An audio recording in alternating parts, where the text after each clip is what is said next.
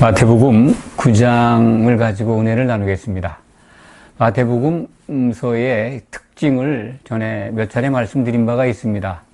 마태복음은 하나님의 아들이 아버지의 집을 짓기 위해서 오신 것을 우리에게 자세히 가르쳐주고 있다.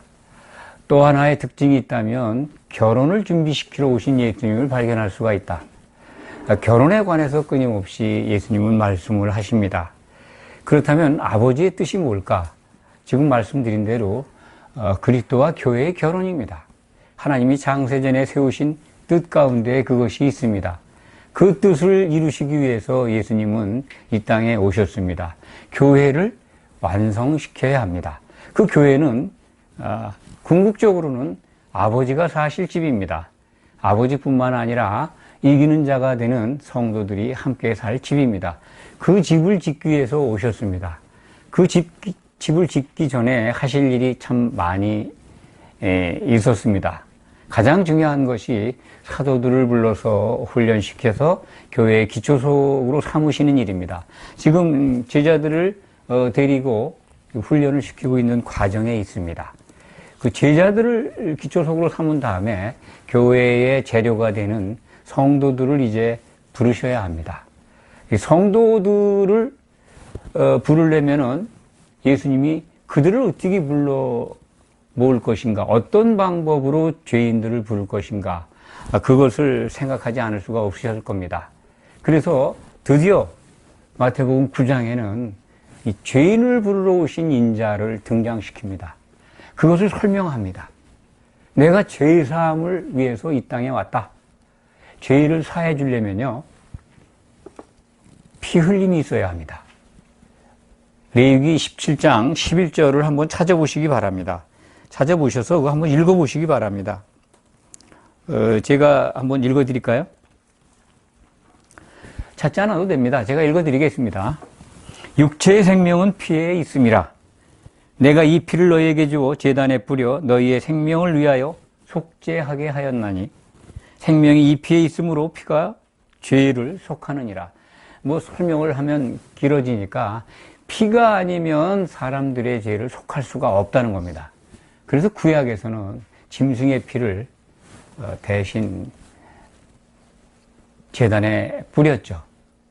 사람이 죽어서 피를 낼 수가 없으니까. 그것은 그림자였습니다. 참된 제사가 될 수 없었습니다. 예수님은 이제 자신의 몸을 버려서 피를 흘려서 사람들의 죄를 대신 속하기 위해서 오셨습니다. 그것을 이제 9장에 들어서 이 병자들을 고치시면서 자신이 죄사함을 위해서 왔다. 그것을 선언하고 공개하고 있습니다. 9장에 보면 중풍병자가 사람들에게 들려서 침상째 예수님께 옵니다. 누가복음에 보면 이제 지붕을 뚫고 이렇게 내려오죠. 그 예수님이 여기에 보면 이제 그 병자를 데리고 온 사람들의 믿음을 알아보시고, 이런 본문은 그렇습니다. 원문에는 마태복음 9장 2절에 기록되어 있는 그들의 믿음을 알아보시고, 환자를 데리고 온 사람들을 보신 겁니다. 그들 속에 어떤 게 있었을까요? 원문은 쉽게 설명드리면 알아채시고입니다. 그들이 그냥 단순히 병을 고치는 특별한 어떤 선지자가 나타났나 보다. 병을 고치러 온 그런 정도의 믿음입니다. 예수님을 정말로 이분이 우리가 기다리던 메시아다, 이런 생각이 없었던 사람들입니다. 예수님은 그것을 보시고 그 참에 드디어 자신을 죄사함을 위해서 온 그리스도, 번제물로 바쳐질, 대신 피를 흘릴 그 그리스도인 것을 암시하고 힌트하시는 겁니다. 그래서 2절에 보면 작은 자야, 어린 자. 자, 예수님은 참 사람들을 긍휼히 여기셨습니다. 그래서 그들을 어른이지만은 소자야, 어린 자야 이렇게 부르죠. 작은 자야, 안심하라. 네 죄사, 네가 죄사함을 받았다. 이 죄사함을 받는데 피 흘림이 있어야 되는데 십자가를 지시기 전에 어떻게 그 중풍병자에게 죄사함을 말씀하셨을까? 성경을 주목해서 본 분들은 의아하게 생각할 겁니다. 이 죄사함은 반드시 피 흘림이 있어야 되는데 히브리서 9장 22절에도 피 흘림이 없으면 죄사함이 없다라고 선언되어 있습니다. 그러니까 사람의 죄가 속량받기 위해서는 피가 반드시 있어야 됩니다. 예수님은 그 일을 위해서 오셨는데 여기서 죄사함은 그러니까 우리가 예수님이 이루실 죄사함, 그 피 흘림의 그림자를 말씀하신 것도 있지만은 여기서 죄사함은 병에서 고쳐지기 위한 그 죄의 근원을 제거해 버렸다. 먼저 그런 조건적 사함으로 이해하시면 됩니다. 그러니까 이 곤란한 지경에 있는 상태에서 건져지기 위해서 그 원인이 된 죄를 제거해 주신 겁니다. 결국은 이 모델은 예수님이 십자가에서 피를 흘리시고 모든 사람들을 위해서 피를 흘리신 다음에 대속제물로서 죽고 부활하신 후에 제사함의 권능을 받게 됩니다. 그때 완성이 됩니다. 그렇게 이해하시기 바랍니다. 그리고 그 광경을 보고 그 말씀을 듣고 참 그 서기관들이 신성모독이라고 비난을 하죠. 예수님이 그들의 생각을 아셨습니다. 그래서 그들에게 자기 자신이 어떤 것인가를 지금 힌트를 줬는데도 못 알아듣잖아요. 제자들도 못 알아들었을 겁니다. 듣는 귀가 열리지 않았는데 그걸 어떻게 알아들었겠습니까? 제자들도 예수님이 십자가에서 죽고 부활하신 다음에야 예수님이 하신 말씀을 알아들었지 않습니까? 성령을 받은 다음에 알아들었습니다. 그러니까 이 당시에는 예수님이 이 번제물로 죄사함을 위해서 우리를 대신해서 피 흘리실 분이다라는 걸 알지는 못했습니다. 물론 이제 마태복음 16장에 가면은 베드로가 예수님을 증거하는 장면이 나옵니다. 그런데 예수님이 그 베드로의 고백을 보고 뭐라고 말씀하십니까? 이것을 너희에게 알게 하신 이는 하늘에 계신 아버지라는 거예요. 베드로가 예수님을 주는 그 그리스도입니다. 우리가 기다리는 대속제물로 오신 그 대제사장으로 죽으실 그 그리스도입니다라고 고백했는데 그거는 하나님께서 내게 알려주셨다는 겁니다. 그러니까 우리가 이 시점에서 마태복음 9장 이 중풍병자를 고쳐주시는 이 상황에서 제자들도 못 알아들었을 겁니다. 그런데 그들은 기록을 남겼죠. 기록을 남겼고 또 그 주변에 있는 뭐 서기관이라든지 많은 청중들이 못 알아들었을 겁니다. 하지만 예수님은 당신이 하고 싶은 말을 선포한 겁니다. 내가 바로 너희들의 죄를 대신 속해줄 죄사함을 위해서 하나님께로부터 온 바로 그 선지자다. 메시아다라고 하는 말씀입니다. 그래서 예수님은 중풍병자에게 핵심이 되는 건 죄사함이죠. 병 고치는 건 아무것도 아니죠. 5절에 보면 내 죄사함을 받았느니라 하는 말과 일어나 걸어가라 하는 말 중에 어느 것이 쉽겠느냐. 그러나 인자가 사람의 아들이 세상에서 죄를 사하는 권능이 있는 줄을 너희로 알게 하려 하노라. 그 일을 위해서 내가 왔다 하는 말씀입니다. 그래서 예수님은 십자가를 통해서 그 권능을 받으십니다.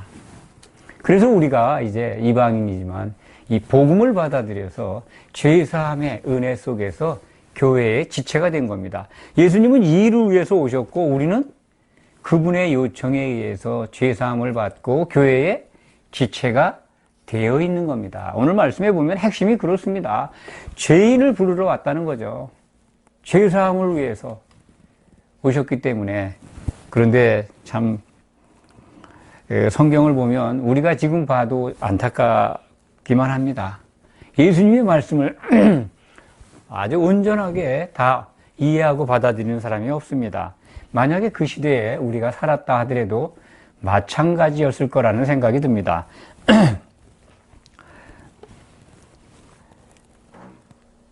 사람들은 그러한 죄사함을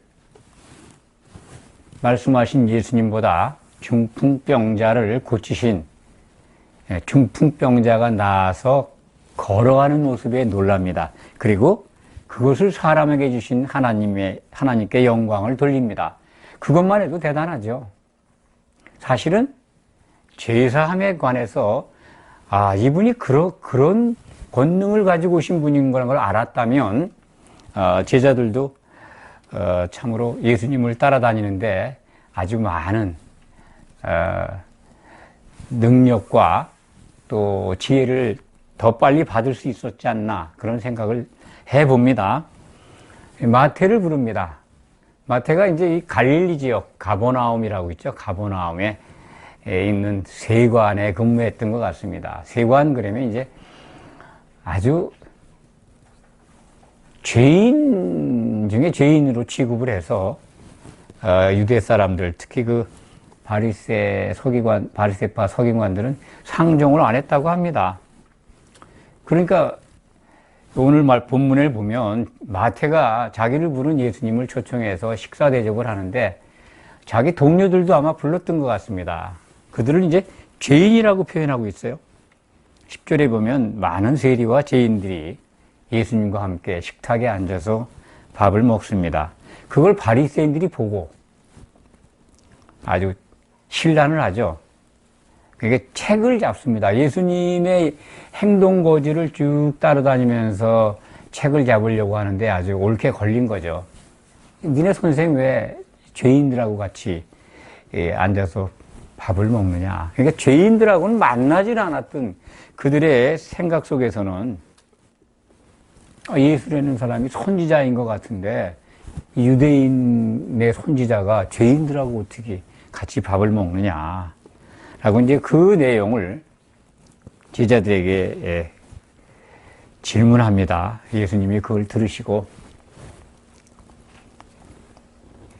구약의 말씀을 인용해서 가르치십니다. 참, 이 병든 자, 이게 이제 모든 백성들이, 모든 사람이 병들어 있다는 걸 전제로 하고 있습니다. 이게 다 죄인이라는 거죠.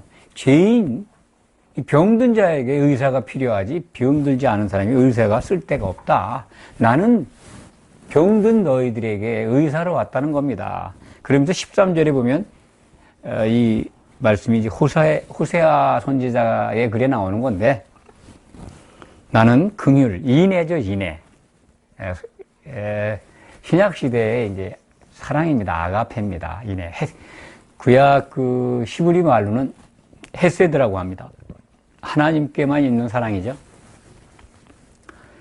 나는 너희가 인애를, 긍휼 베풀기를 원하고 제사를 원치 아니한다. 제사가 지금 이 시대는 예배지 않습니까? 우리 신약시대의 성도들은 예배를 참 즐겨하고 아주 열심히 합니다. 참 바람직합니다. 그게 얼마나 아름다운 모습입니까? 그런데 그런 예배자들 속에 인애, 사랑, 그것이 없다면 하나님은 받지 않으신다는 겁니다. 우리가 늘 이 부분을 꼭 기억해야 된다고 생각을 합니다. 예배를 즐겨하고 예배에 참석하는 분들은요, 정말 하나님이 기뻐하시는 게 뭔가 그것을 생각해 봐야 합니다. 이걸 두 가지로 설명을 드리겠습니다. 첫 번째는 우리가 서로 사랑하기를 원하십니다. 신약시대에 예수님의 새 계명이죠. 그런데 또 하나는 여기 긍휼을 원한다. 하나님이 긍휼을 원한다. 제사를 원하지 않는다. 이 말 속에 물론 딱 들어맞는 말이라고는 생각이 들지 않습니다만 하나님은 긍휼을 베푸시기를 원한다는 말씀이 포함되어 있다. 저는 그렇게 말씀드리고 싶습니다. 그러니까 우리가 서로 사랑하는 것을 원하시면서도 우리 죄인을 부르러 오신 예수님의 그 사명 속에는 하나님의 긍휼을 베풀고자 함이 담겨 있습니다. 하나님의 긍휼을 우리가 받아야죠. 그래야 우리가 사랑할 수 있는 겁니다. 그러니까 하나님은 항상 자기를 향해 나오는 사람들한테 긍휼을 베풀기를 원하신다. 이 말씀이 포함되어 있다. 죄인을 부르러 왔잖아요. 죄인들에게 긍휼을 베풀려고. 그것을 생각하시기 바랍니다. 나는 죄인을 부르러 왔다. 죄인을 불러서 어디다 쓰시게? 다 죄인인데 죄인들을 불러서 죄를 사하고 그들로 하여금 교회의 지체가 되도록 인도해서 예수님의 몸인 교회를 완성시키고자 하는 하나님의 뜻을 이루고자 하시는 데가 그 예수님이 오신 목적이 있는 겁니다. 그러니까 우리 죄인을 부르시는 목적은 하나님의 뜻을 이루고자 하시는 데 있다. 교회 건축을 완성하기 위해서. 그건 또 다른 말로 그리스도와 교회의 결혼을 준비하는 하나님의 뜻이 동시에 이루어지는 내용이다. 이렇게 설명드릴 수가 있습니다. 결혼 준비를 시키기 위해서 예수님이 초림하셨다. 그런 말씀도 드렸습니다. 집을 지으러 오신 목적과 결혼 준비를 위해서 오신 목적은 설명은 다르지만 본질적인 내용은 같은 겁니다. 예수님께서 우리를 부르신 목적, 죄인을 부르러 오신 목적은 바로 그겁니다. 에베소서 1장 4절에서 6절 말씀에 그리스도 안에서 우리를 부르셔가지고 하나님의 아들들이 되게 하신 다음에 그들로부터 찬송받기를 원하시는 하나님이 창세전에 세우신 뜻, 이것을 위해서 오신 겁니다. 그 아들들이 되어서 혼인식장에서 하나님을 찬송해야 합니다. 그것이 성도들이 꿈꾸는 정말 최고의 소망입니다. 예수님은 그것을 위해서 오셨다라고 말씀하시는 거나 마찬가지입니다. 죄인을 부르러 왔다는 거죠. 그 죄인을 불러서 그들의 죄를 사해 주시고 죄 사함 받은 자들을 온전한 구원에 이르기까지 성령을 부어 주셔서 한 몸을 이루게 하실 겁니다. 한 몸을 이룬다면 혼인잔치에 들어가서 아버지를 찬송하게 될 겁니다. 그런데 오늘 요한의 제자들이 14절 이하입니다. 예수님께 와서 우리와 바리새인들은 금식하는데 당신의 제자들은 왜 금식을 안 합니까? 예수님께 당신은 왜 금식을 안 합니까? 하는 말씀도 포함되어 있다고 봅니다. 왜 당신의 제자들은 금식을 안 하느냐? 금식을 당연히 해야 된다라는 생각 속에 빠져 있습니다. 금식에 관한 구약의 기록은 레위기 23장과 민수기 29장에서 찾을 수 있습니다.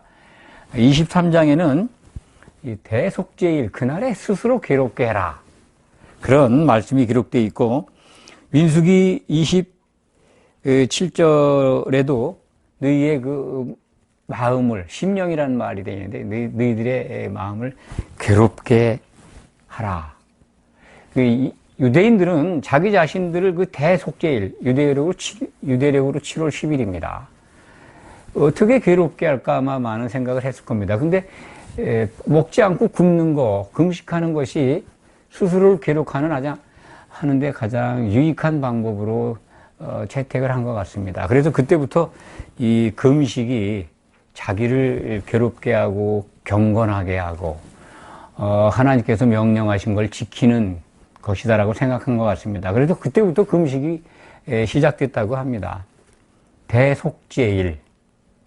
그렇다면 예수님은 여기서 이 금식에 대한 질문을 받고 말씀하신 것, 거기에 나오는 너희가 금식할 때가 있다라는 말씀을 한번 살펴보도록 하겠습니다. 예수께서 그들에게 이르시되 혼인집 손님들이 신랑과 함께 있을 동안에 슬퍼할 수 있느냐. 그러나 신랑을 빼앗길 날이 이르느니 그때에는 금식할 것이니라. 예수님은 지금 제자들과 함께 있죠. 제자들이 금식할 이유가 없습니다. 사실은. 그런데 우리가 여기서 굉장히 중요한 말씀입니다. 신랑을 빼앗길 날이 이른다는 겁니다. 신랑을 빼앗길 날이 이르는데 그때는 금식하게 된다는 겁니다.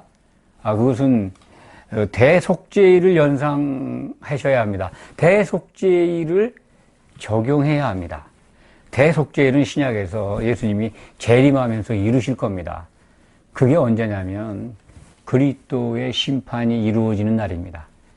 고린도후서 5장 10절에 기록되어 있는 대속죄일, 그러니까 그리스도의 심판대가 열리는 날, 그리스도의 심판대에 믿었던 자들이 다 나와서 섭니다. 그때 대속죄일이 성취된다고 저는 생각을 합니다. 그날 금식하게 되는 사람들이 생긴다는 겁니다. 예수님이 말씀하신 것은 그 금식입니다. 이 땅에서 금식할 날이 이른다는 말씀은 물론 정말 믿음 생활하면서 예수님이 떠난 것 같아 그런 거 느끼시는 분들은 금식하고 경건하게 기도하고 자기 자신을 괴롭게 하는 그런 일을 하셔도 된다고 생각을 합니다. 하지만 성경이 일러주는 금식, 정말 금식해야 되는 날이 오는데 그 신랑 빼앗기는 날이야. 그리스도의 심판대에서 신랑을 빼앗기는 자들이 나타납니다. 그건 여러 차례 말씀을 드렸죠.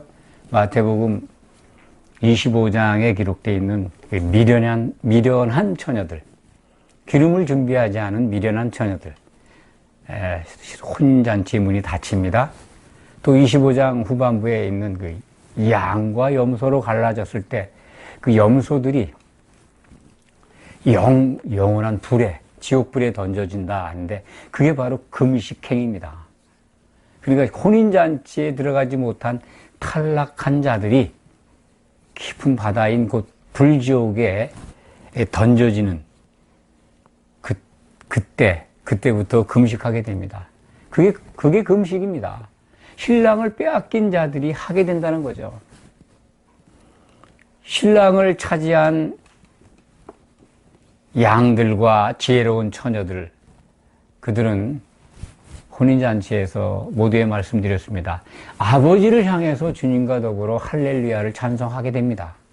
그 할렐루야가 요한계시록 19장에 기록되어 있지 않습니까? 신약 성경에서 할렐루야라는 그 찬송이 처음으로 등장하는 곳입니다. 거기서 성도들이 찬송한다는 것입니다. 그 말씀을 히브리서 2장 12절에 예수님께서 선언하시는 말씀으로 기록이 되어 있습니다. 물론 시편에 기록되어 있는 말씀을 인용해서 기록했습니다만, 내가 교회 가운데에서, 성도들 가운데서 이기는 자들이 된 그 성도들 가운데서 아버지를 찬송할 것입니다. 그런 고백이 히브리서 2장 12절에 기록이 되어 있습니다. 그것을 정말 반드시 우리는 이루어야 합니다. 거기에 들어가야 합니다. 그게 신약시대의 성도들이 꼭 가져야 될, 성취해야 될 목표입니다. 믿음의 목표입니다. 그래서 예수님은 생배조각을 참 낡은 옷에 붙이지 마라. 그 둘 다 헤어진다. 새 포도주를 새 푸대에 담아야 한다. 복음을 율법에 담아가지고 율법의 행위로 복음을 이루려고 한다면 그 말이 되겠습니까? 그런데 그렇게 가르치는 사람들이, 그런 쪽으로 흘러가는 사람들이 기독교 안에 너무 많다는 데 문제가 있습니다. 오늘 말씀을 특히 9장 17절의 말씀, 새 포도주는 새 부대에 담아야 한다. 신약시대에 예수님께서 피를 흘려 죄사함의 은혜로 우리에게 주신 이 참으로 영생의 복음을 구약의 낡은 부대에 담아가지고 어떻게 하려고 합니까? 둘 다 망가지는 거 아니겠습니까? 그 말씀, 그렇게 이해하시면 오늘 말씀 늘 기억되리라고 생각을 합니다. 말씀을 증거하겠습니다. 예수님이 정말 하고 싶었던 말씀인 것 같습니다. 내가 죄사함을 주기 위해서 온 그 그리스도야. 그 메시아라는 선언. 그래서 나 죄인을 부르러 왔어. 그런데 죄인이라고 생각 안 하고 의인이라고 생각하는 이 서기관, 바리새인들, 그들 들으라고 한 거죠. 그런데 제가 마태복음 처음 시작할 때 예수님의 공생에 대해서 말씀드린 기억이 납니다. 제자들을 양육하는 것이라고. 공생의 3년 반 기간 동안에 가장 핵심적인 예수님의 목적은 교회의 기초석이 될 사도들을 양육하는 것이다. 그래서 내가 죄사함을 주러 온 사람이야. 죄사함을 주러 온 인자야. 그리고 죄인을 부르러 왔어. 라고 하는 메시지는 바로 사도들에게, 사도들을 깨우치는 말씀입니다. 그것을, 복음서를 읽어가시면서 늘 기억하면서 놓치지 마시기 바랍니다. 사도들의 양육 프로그램 속에 있는 말씀들이다. 사도들은 그거를 충실히 기록을 했고 그 말씀들을 통해서 우리는 예수님이 소망하시는 대로 교회에 들어와 있고 지체들로서 이제 온전하게 흠이 없이 그의 몸으로 세워져 가고 있는 것입니다. 반드시 그의 몸의 지체가 되어야 합니다. 아주 흠이 없는 성도로서 승리해야 합니다. 기도하겠습니다.